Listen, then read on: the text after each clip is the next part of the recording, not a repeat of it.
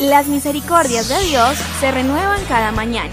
Su voluntad es buena, agradable y perfecta. Bienvenidos a una nueva emisión de Vidas con Propósito, para volver a vivir.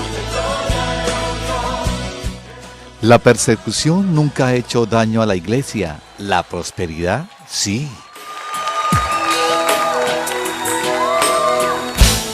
Hola, muy buenos días, bienvenidos una vez más a Vidas con Propósito, para volver a vivir. Les saluda Oscar Plata. Hoy es el día de teología pura teología, y damos inicio a una nueva serie titulada 7 mensajes para la iglesia. Compartiremos el primer tema. ¿Qué mensaje nos da Apocalipsis? Tú nos creaste con un propósito. ¿Qué mensaje nos da Apocalipsis? Hoy iniciamos esta serie basada en el libro de Apocalipsis, en especial en el mensaje a las 7 iglesias que encontramos en este libro. Nos acompaña Ángelo Becerra, pastor de la comunidad Vida con Propósito, quien responderá a este interesante tema. Buenos días, Pastor Ángelo. Muy buenos días, Oscar. Buenos días también a usted, estimado oyente. Muchas gracias por apartar su tiempo y escucharnos. Esperamos que por medio de esta serie, que va a estar fundamentada en los capítulos 2 y 3 de Apocalipsis, mayormente, usted pueda crecer en el conocimiento de la palabra de Dios. También está con nosotros Erika Carrillo, líder de la iglesia. Buenos días, Erika. Buen día, Oscar, buen día, pastor, y a todos los amigos que fielmente nos acompañan. Dios les bendiga y muy contenta de estar aquí compartiendo con ustedes. Apreciado oyente, usted puede volver a escuchar el tema de hoy y todos los temas de esta serie a través de nuestro canal en YouTube, escribiendo en el buscador de la página Comunidad Vida con Propósito. Allí encontrará los diversos temas y series emitidos en este espacio. Lo puede hacer en cualquier horario y compartirlo a otros. Estás escuchando Vidas con Propósito, para volver a vivir. Pastor, esta serie es interesante ya que el libro de Apocalipsis es un libro poco citado o enseñado desde los púlpitos de las iglesias cristianas. ¿Cuáles son algunas razones del olvido de este libro y por qué deberíamos estudiarlo? Bueno, razones que uno escucha por ahí, ¿no? Que uno se vuelve loco si lo lee, ¿cierto? Que no se entiende, que sus imágenes son grotescas, ¿sí? Habla de dragones, de bestias, de cosas raras, ¿cierto? Que es un libro de miedo, que no puede ser cierto todo lo que dice. Bueno, esto y muchas más son las ideas que la mayoría de personas, incluyendo algunas que son cristianas, tienen sobre el último libro de la Biblia, que es el Apocalipsis. Obviamente todas estas ideas van en contravía del testimonio interno que da el libro de sí mismo. Vea lo que dice el libro de sí mismo, Apocalipsis 1:3. Dichoso el que lee y dichosos los que escuchan las palabras de este mensaje profético y hacen caso de lo que aquí está escrito, porque el tiempo de su cumplimiento está cerca. Así que ni temor, ni confusión, ni falacia, ni ninguna de las otras ideas se ven en Apocalipsis. Más bien, su autor, que es el apóstol Juan, hace un llamado y promete dicha a quien lee el libro, a quien escucha la lectura del libro y al que obedece su mensaje. Y es claro que para obedecer, pues primero hay que entender, ¿cierto?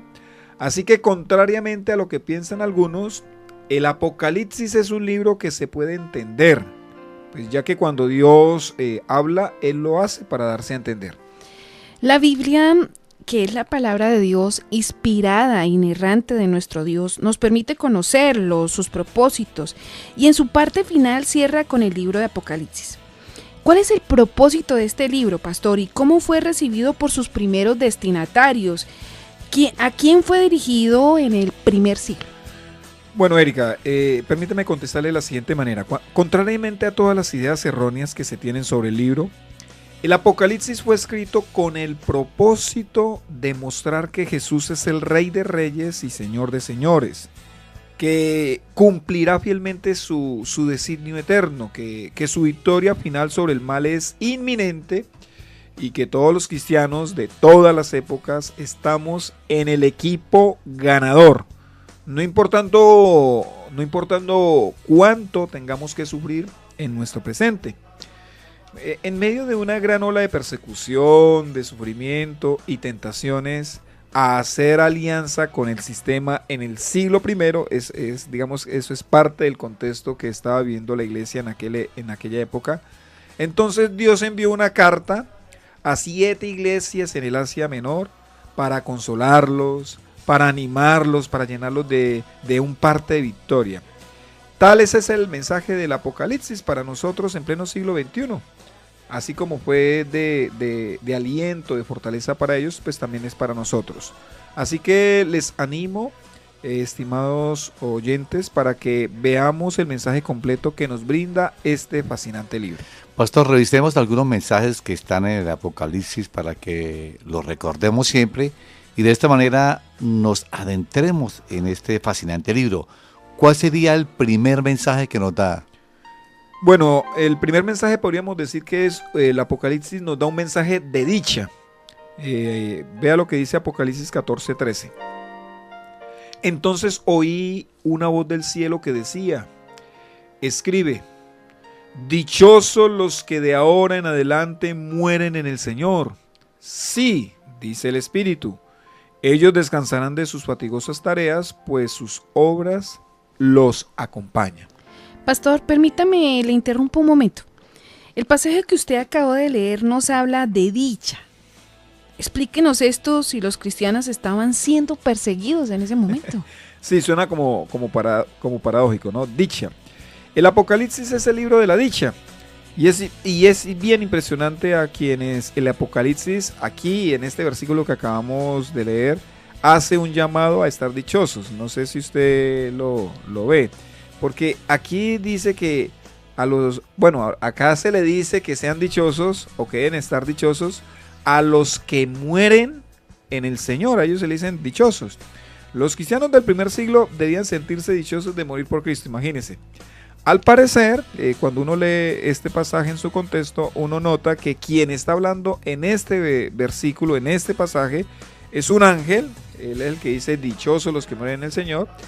Y quien contesta a esa afirmación es el Espíritu Santo. El Espíritu Santo dice, sí, dichosos. Pastor, ¿qué es lo que dice el Espíritu Santo en respuesta a lo que el ángel está hablando? Bueno, el Espíritu Santo de alguna manera está avalando la dicha y la razón para que se sientan así los creyentes. Dice que viene descanso de una vida de sufrimiento y de persecución. Permítame, los ubico un poquito en el pasaje, en el contexto. Los cristianos en aquella época pues están siendo perseguidos de una forma cruel, de una forma salvaje por el Imperio Romano. Están torturando y asesinando a los seguidores de Jesús en esa época y nadie los puede defender. Ya han pasado más o menos unos 60 años desde que se fue el Señor y todavía pues Él no ha regresado. Y muchos cristianos tienen que presenciar la muerte de sus hermanos, incluso hermanos en la fe que son creyentes, que son familia de sangre, ¿cierto? Entonces hay como una pregunta en el corazón y en la mente de estos cristianos que sobreviven. ¿Será que vale la pena? ¿Qué va a pasar con aquellos que ya murieron? ¿Qué de los próximos que van a ser ejecutados? Bueno, es en medio de esta situación que el Señor le responde, vale la pena morir por mí. Eso es un mensaje de esperanza. Esto pues concuerda exactamente al llamado que hizo Cristo, o que había hecho Cristo unas décadas atrás. Jesús había dicho, Apocalipsis escrito aproximadamente en el año 90, y Jesús, que estuvo en el año 30, había dicho, quien quiera seguirme debe dejarlo todo por mí, debe estar dispuesto incluso a dar su vida por mí. Pastor, para nosotros en esta época y en esta zona de nuestro continente, este mensaje parecería como irrelevante, debido a que la iglesia en Colombia y en general en América Latina no sufren persecuciones que demanden la vida de los creyentes. Pero en el primer siglo, como usted nos decía, decidirse por Cristo implicaba la muerte. ¿cuál era el mensaje para ellos? Bueno, todo lo que usted dice es cierto, o sea, pareciera que fuera irrelevante porque nosotros no estamos pasando las persecuciones que la iglesia sí pasó en el primer siglo, pero en otras latitudes, en otros países, sí hay cristianos que están dando la vida por Cristo Jesús. Bueno, ¿cuál era el mensaje que se le está dando a los cristianos en el primer siglo? El mensaje pues era contundente y es este: la muerte no es el final del cristiano, y eso aplica para todos los cristianos. Y si así murieron los primeros cristianos, eso significa que para Dios es irrelevante cómo muera un cristiano. Los cristianos en aquella época morían crucificados, aserrados, quemados en pailas. Vea, nosotros deberíamos ver la muerte como el Señor les dijo que la vieran a los primeros cristianos. La muerte es el fin de las fatigas terrenales. Varias veces pues yo lo he dicho y lo veo de esa manera, hoy lo voy a repetir. La muerte es la graduación del cristiano. El cristiano se gradúa el día que se muere. Pastor, ¿por qué la palabra muestra que hay dicha al morir? Bueno, porque la lucha entonces termina, porque veremos a nuestro Señor Jesucristo, a nuestro Salvador, lo veremos cara a cara, y pues porque recibimos en últimas el reino que se nos ha prometido. Estamos en Vidas con Propósito en el dial 1020 AM y por internet a través de radioprimavera.com. Hoy con la nueva serie Mensaje de Apocalipsis. ¿Qué mensaje nos da Apocalipsis? Pastor, un mensaje que de dicha es el que nos da el libro de Apocalipsis, lo veíamos en el segmento anterior. Esto alegra nuestros corazones porque nos da un motivo para seguir a Cristo. Eso espero, hasta ¿no? la muerte. Eso espero, que de verdad alegre nuestros corazones, que haya dicha realmente, saber que nos espera lo que el Señor ha prometido. Bueno, esto es cuando amamos realmente al Señor y amamos su palabra y Así entendemos es. que esta vida es pasajera.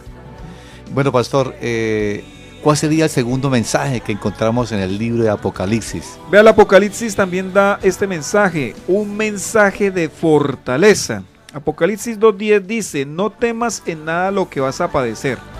He aquí el diablo echará a algunos de vosotros en la cárcel para que seáis probados y tendréis tribulación por 10 días. Sé fiel hasta la muerte y yo te daré la corona de la vida. Es muy claro acá este pasaje, vea. Nunca el santo evangelio de nuestro Señor Jesucristo oculta que seguir a nuestro Salvador nos va a eximir del sufrimiento. Eso no lo oculta la Biblia, lo ocultan algunos predicadores, pero la Biblia no lo oculta, ¿cierto? Más bien, el mensaje nos asegura justamente lo contrario. La Biblia en todas sus páginas muestra cómo el pueblo de Dios siempre ha sido objeto de persecución sin igual.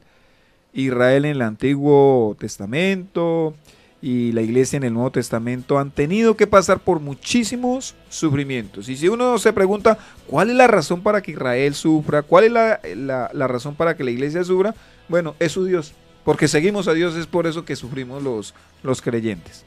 Pastor, lo expresado por usted deja por el piso ese falso evangelio de pare de sufrir, Y el de la prosperidad también. el cual ha engañado a muchos. Porque la palabra es clara en mostrar que los cristianos sufriremos. Analicemos un poco más este mensaje contrario al evangelio predicado hoy. Vea, Erika, el mundo odia a Dios y odia a quienes lo siguen. Pues no lo expresan de esa manera, pero les fastidia a un cristiano, les fastidia cuando se habla las verdades del evangelio, y Satanás de alguna manera se ensaña contra la iglesia de Dios y lo hace a través de la gente que hay en el mundo, a través de las personas.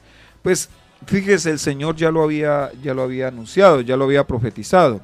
Juan 16:33 dice: así Jesús, yo les he dicho estas cosas para que en mí hallen paz. En este mundo afrontarán aflicciones, pero anímense, yo he vencido al mundo. Juan 15:18 al 19.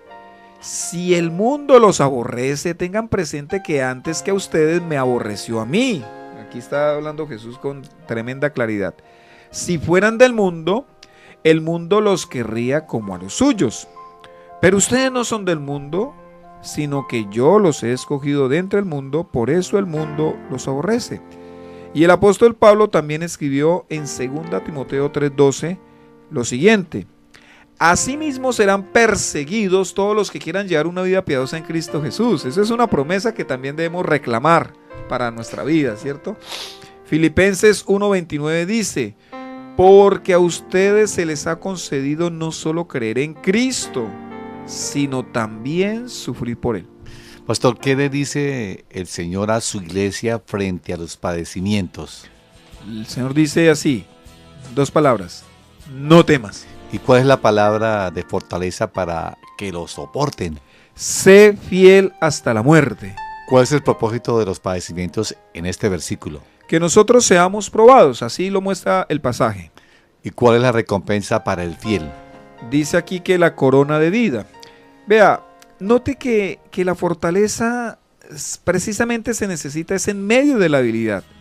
El Señor aquí en este pasaje que leímos no dice: ánimo, ustedes van para adelante, ustedes van a conquistar el mundo, ustedes serán amos y señores, ustedes son reyes y sacerdotes. No, nada de eso les dice. Más bien les dice que algunos el diablo los va a meter en la cárcel, van a sufrir persecución. Vea, la palabra de fortaleza es necesaria en medio del dolor, en medio de la necesidad, en medio donde las fuerzas están por flaquear. Así que, estimado oyente, si usted hoy está sufriendo por causa del Señor, esta palabra entonces es para usted. Sé fiel hasta la muerte. Estás escuchando Vidas con Propósito, para volver a vivir. Pastor, hemos visto 2 mensajes para la iglesia en el libro de Apocalipsis. El primero de ellos es un mensaje de dicha y el segundo un mensaje de fortaleza. ¿Cuál sería un tercer mensaje? Tercer mensaje que nos da el Apocalipsis es el mensaje de arrepentimiento. Apocalipsis 3:12 dice: yo reprendo y disciplino a todos los que amo, no a algunos, a todos los que amo.